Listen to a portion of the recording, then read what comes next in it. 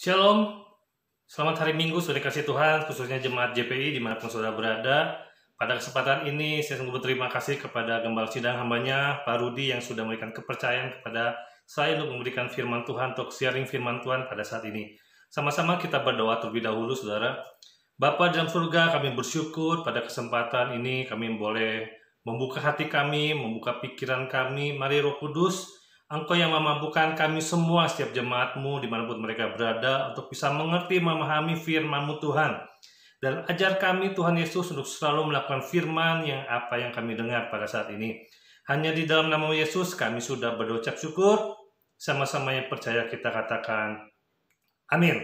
Shalom, saudara kasih Tuhan, semoga saudara dalam keadaan sehat. Pada tema minggu hari ini saya berbicara tentang iman. Iman yang teruji, iman yang tangguh dalam segala situasi, khususnya pada saat pandemi ini, pada situasi sekarang yang tidak menentu, saudara kasih Tuhan. Saudara kasih Tuhan, pada saat-saat ini, pemerintah selalu mendorong kita untuk membangun, meningkatkan imunitas kita, supaya kita terhindar yang namanya COVID. Nah, dalam pertumbuhan Kristen pun, kerohanian pun, ada yang namanya iman yang harus kita tingkatkan, yang harus kita tumbuhkan dalam kehidupan kita. Supaya apa? Supaya hidup kita makin kuat di tengah-tengah dunia ini yang tidak penuh kepastian. Supaya kita makin berarti di dalam Tuhan. Supaya kita masuk dalam rencana Tuhan dan memahami apa yang Tuhan inginkan dalam kehidupan kita. Tentunya iman ini kita tahu semua saudara, bahwa iman tanpa perbuatan pada hakikatnya mati. Iman tanpa perbuatan pada hakikatnya sia-sia. Jadi iman itu harus disertai dengan perbuatan. Perbuatan yang selaras dengan kehendak Tuhan. Perbuatan apa yang Tuhan inginkan dalam kehendak pikiran kita, emosi kita, jiwa kita, perilaku kita harus selaras dengan firman Tuhan. Ada satu tokoh firman Tuhan yang ingin saya bagikan, sharingkan pada hari ini. Sama-sama kita buka dalam Kejadian pasal yang ke-22, saudara. Kita lihat di sini ada tokoh iman. Kita sebut sebagai bapak orang beriman. Saudara mungkin tahu, yaitu Abraham. Sama-sama kita buka, saudara bisa membukanya Alkitab saudara dalam Kejadian pasal yang ke-22. Ada satu ayat yang ingin saya bagikan, yaitu ayat yang kedua. Kejadian 22 ayat yang kedua, firman Tuhan berkata, firman-Nya, ambillah anakmu yang tunggal itu, yang engkau kasihi, yakni Ishak, pergilah ke tanah Moria dan persembahkanlah dia di sana sebagai korban bakaran yang pada salah satu gunung yang akan kukatakan kepadamu. Pada saat itu Abraham, orang yang dikasihi Tuhan, orang yang dipilih Tuhan, orang yang dijanjikan oleh Tuhan, diberikan satu anak yang dia tunggu selama waktu hampir 75 tahun, hampir 100 tahun. Akhirnya Tuhan kembali menguji iman Abraham. Apakah yang Tuhan kasih ini kebanggaannya Abraham?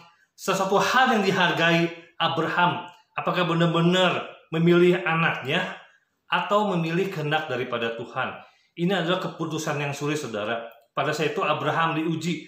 Anak yang dikasihinya, anak satu-satunya, supaya dipersembahkan korban bakaran. Bayangkan, korban bakaran ada sesuatu yang dibunuh. Yang ada sesuatu, harus ada darah yang tercurah, saudara. Dan pada saat itu kita yakin, kita semua saudara tahu bahwa cerita ini bahwa Abraham mengikuti apa yang menjadi kehendak Tuhan. Dia tidak bersungut-sungut, dia tidak berkeluh kesah dalam keadaan yang benar-benar dibilang krisis atau kritis, saudara, penuh dengan tantangan. Tuhan sengaja memilih Abraham. Dia ingin menguji imannya seberapa dia patuh kepada Tuhan. Di tengah-tengah situasi yang tidak menentu pada saat itu, saudara kasih Tuhan. Dia tahu, Allah tahu bahwa Abraham sangat mengasihi anaknya. Allah pun ingin menguji apakah Abraham mengesampingkan Allahnya atau tidak, saudara. Abraham tahu anaknya akan dikorbankan, anaknya akan mati, saudara. Abraham sengaja Tuhan pakai, Tuhan cari cara supaya imannya diuji, menempuh perjalanan kurang lebih 3 hari. Di situ dalam 3 hari bisa dilihat Abraham mungkin saja bisa berpaling, mungkin saja bisa kabur, mungkin saja bisa mengurungkan niatnya untuk mengorbankan anaknya satu-satunya, saudara kasih Tuhan. Tapi apa yang terjadi? Abraham tetap setia dalam panggilan Tuhan. Apa yang dia merasa hargai, ini dia berasal dari Tuhan. Ini belajar daripada Abraham, saudara kasih Tuhan. Apapun yang kita miliki, saudara, entah harta, entah jabatan, entah kedudukan, entah istri kita, suami kita, apapun, saudara, semua adalah dari Tuhan. Semua adalah milik Tuhan. Pekerjaan kita yang kita saat ini kita lateni, semua dari Tuhan. Ada saatnya Tuhan mengambil hal-hal yang berharga dari kehidupan saudara. Ada saatnya Tuhan mengambil hal-hal apa yang saudara pegang, mungkin itulah hobi saudara, Tuhan bisa ambil. Apakah itu kesenangan saudara, bahkan pelayanan saudara. Itu untuk menguji apakah saudara memberhalakan pelayanan, apa saudara memberhalakan hobimu, pekerjaanmu. Tuhan ingin melihat imanmu, seberapa setia engkau dan saya mengasihi Tuhan, saudara. Dan kita lihat akhir perjuangan Abraham selama 3 hari, dia tidak berkeluh kesah. Dia tetap berjalan, dia membawa anaknya, dia membawa bujangnya. Dan ada hal yang menarik, saudara kasih Tuhan. Kita lihat kembali dalam pasal yang ke-22, ayat yang ke-5, saudara. Kejadian 22, ayat yang ke-5, di situ dikatakan, kata Abraham kepada kedua bujangnya itu, tinggallah kamu di sini dengan keledai ini, aku beserta anak ini akan pergi ke sana, kami akan sembahyang, sesudah itu kami kembali kepadamu. Ini luar biasa iman Abraham, saudara. Abraham tahu anaknya akan dikorbankan, tapi dia percaya. Dia berkata kepada bujangnya, kami akan sembahyang ke gunung itu, dan kami, bukan saya, dikatakan bukan saya akan kembali, tapi kami, saya dan anak saya tentunya, akan kembali lagi. Luar biasa, saudara kasih Tuhan. Abraham dikasih pengujian daripada Tuhan, anaknya akan dikorbankan, tapi dia berkata kepada bujangnya, kami akan sembahyang, kami akan pergi ke gunung itu, dan kami akan kembali. Iman yang luar biasa, sekali lagi saya katakan. Dan ini harus patut kita puji, saudara kasih Tuhan. Kita harus punya iman yang kuat, bahwa ketika Tuhan memberikan perintah kepada kita untuk melakukan A, melakukan B, pasti Tuhan tidak akan pernah mengecewakan anak-anaknya. Apalagi orang-orang seperti saudara yang selalu berharap kepada Tuhan. Di tengah situasi ini, saudara mungkin yang kehilangan pekerjaan, saudara kehilangan orang yang dikasihi, atau saudara yang kehilangan barang atau apapun, jabatan, kedudukan, percayalah, di balik semua itu Tuhan memberikan sesuatu rencana yang indah bagi kehidupan saudara. Ketika engkau setia kepada Tuhan. Ingat, iman itu harus bertindak. Iman itu harus berbuat. Iman bukan sekadar iman yang pasif menunggu janji-janji Tuhan. Tidak, saudara. Iman itu harus kita raih. Iman itu harus kita perjuangkan. Sehingga iman kita menerima janji Tuhan dengan segala apa yang kita kerjakan. Tentunya Tuhan menghargai apa yang kita kerjakan. Ada bagiannya Tuhan, ada bagiannya kita. Ada bagian Tuhan memberkati, ada bagian yang kita bertindak mencari kehendak Tuhan. Dan tentu selaras dengan firman Tuhan yang Tuhan ajarkan kepada kita. Bagaimana caranya supaya iman kita terus bertumbuh. Seperti imun. Pemerintah katakan kita harus membangkitkan imun kita. Mungkin dengan cara makan vitamin, dengan berjemur, dan segala apapun yang meningkatkan imun kita semakin kuat, makin hari makin kuat. Demikian iman pun harus kita bertumbuh setiap hari supaya kita mengerti apa yang menjadi kehendak Tuhan. Sehingga segala proses yang Tuhan izinkan bagi saudara dan saya, apapun proses itu, entah yang enak maupun tidak enak, kita tahu bahwa ini akan menguji iman kita, bahwa ini akan memperkuat iman kita kepada Tuhan. Sehingga ujian-ujian yang kita lewati bisa selesai tentu dengan kekuatan Tuhan yang menyertai kehidupan kita. Apa saudara kasih Tuhan? Bagaimana cara supaya kita bertumbuh dalam iman kita? Yang pertama, milikilah persekutuan erat dengan Tuhan.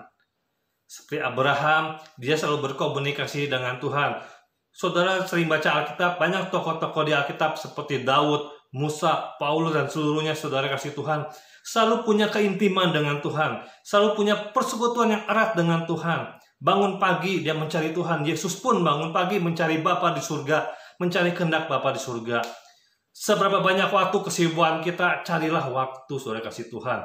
Mungkin nggak harus pagi saudara sibuk dan kesibukan saudara. Saudara bisa minimal bisa meluangkan waktu 1 hari. Carilah 1 menit, 2 menit, 3 menit. Nggak tentu waktunya harus kapan, yang penting saudara konsisten dan komitmen. Tak saudara 1 menit, Tuhan pun akan menghargai komitmen saudara. Carilah persekutuan yang erat, semakin engkau intim, semakin engkau mengerti, semakin engkau erat dengan Tuhan, apa yang Tuhan miliki, Tuhan akan memberikan impartasi kepada saudara. Entah karakternya, entah sifatnya, itulah kita harus menempel pada pokok yang benar, saudara. Untuk membangun iman kita harus menempel pada pokok yang benar. Karena di dalam Yohanes 15, akulah pokok anggur yang benar dan saudara saya adalah carang-carangnya. Ada pokok anggur yang benar, ada pokok anggur yang salah. Hati-hati saudara, banyak orang mengedepankan, melekatkan dirinya kepada pokok anggur yang salah, pemahaman-pemahaman salah, ajaran-ajaran yang salah, idola-idola yang salah. Hati-hati, kita harus menempel pada pokok anggur yang benar, yaitu Yesus. Kita harus selalu menempel setiap hari saudara. Bukan hari Minggu, bukan setiap malam. Kita menempel setiap hari segala pikiran kita, perbuatan kita, omongan kita, tingkah laku, perkataan kita harus selaras dengan Tuhan. Percayalah, apa yang Tuhan miliki seperti pokok anggur menyuplai setiap kehidupannya. Akhirnya kita menghasilkan buah-buah yang Tuhan inginkan dalam kehidupan kita. Buah-buah karakter, mulai dari kasih sampai pengendalian diri. Ingat, dalam Yohanes 15 pun dikatakan ranting yang berbuah pun dibersihkannya, terus dibersihkan supaya saudara dan saya makin hari lebih lagi untuk terus berbuah.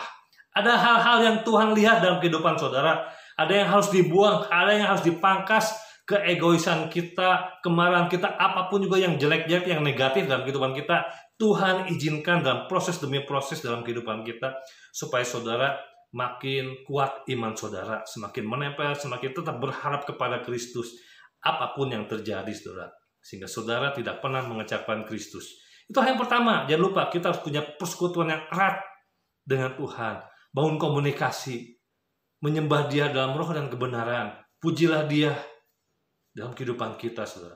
Hal yang pertama, bangun persekutuan. Hal yang kedua, belajar menjadi pelaku firman Tuhan. Firman Tuhan katakan, Yesus pernah berkata kepada murid-muridnya, ada orang yang bodoh dan ada orang yang bijaksana. Orang yang bodoh, orang yang hanya mendengarkan tapi tidak melakukannya. Orang yang bijaksana, orang yang mendengar dan melakukan firman Tuhan. Saudara dan saya adalah orang-orang yang bijaksana yang Tuhan kasih. Bahwa kita mendengar firman Tuhan dan kita mau melakukannya. Melakukan firman Tuhan, kita belajar dari hal-hal yang kecil saudara.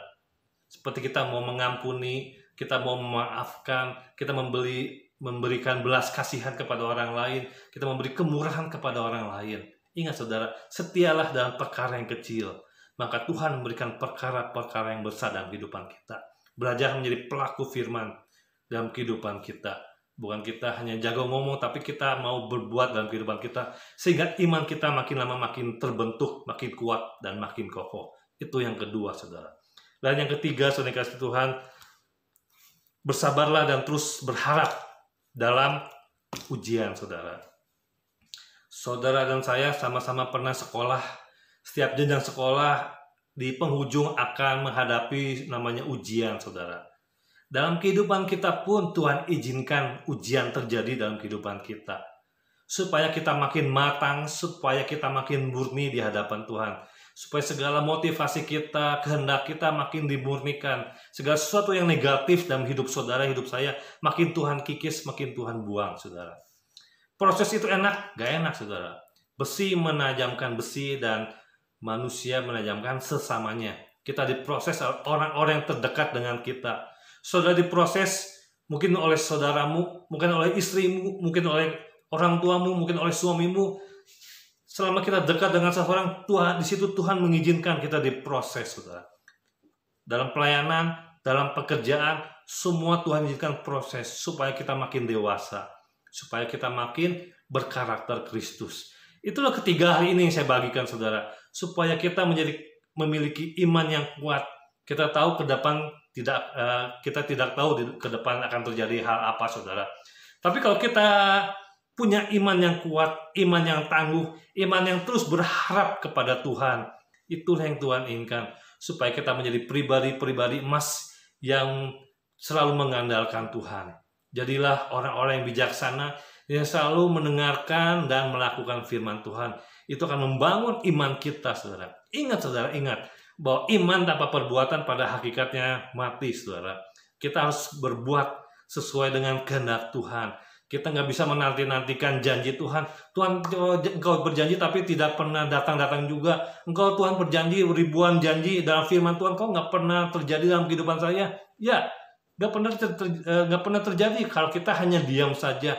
Kalau kita hanya berdoa saja. Berdoa tidak cukup. Berdoa harus tentu ditambahkan dengan tindakan-tindakan yang selaras dengan firman Tuhan, saudara.